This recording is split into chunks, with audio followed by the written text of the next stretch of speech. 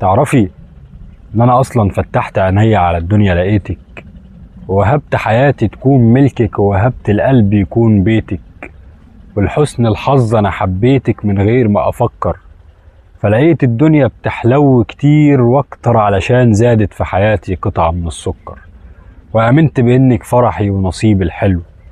وانك عوضي عن كل ما مر، وان انت اللمسة اللي جيتيلي علشان بس تطيبي كل المر، وان الضحكة اللي بتطلع منك دي اتخلقت علشاني، وعشان تسعد قلبي في بعدك بيعاني، وان لو اوصف فيكي واكتب واقول ولا هيكفيكي من الشعر نزار قباني،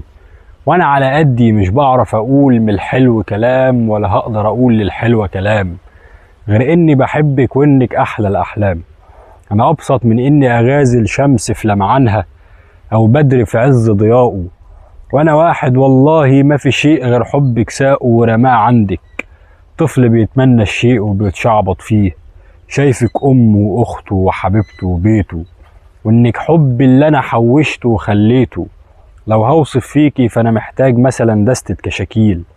هكتب واتغزل وكلامي في وصفك يبقى بخيل، محتاج مثلا دستة من الاقلام، محتاج ولا يجي 20 30 فيلم من الافلام، محتاج رسام يرسم قلبي يكون خام، وعيون كل ما بتصادف عيني بتوه في الرقة وفي الأحلام. لو قلت بحبك تحلو الدنيا وتمطر ورد،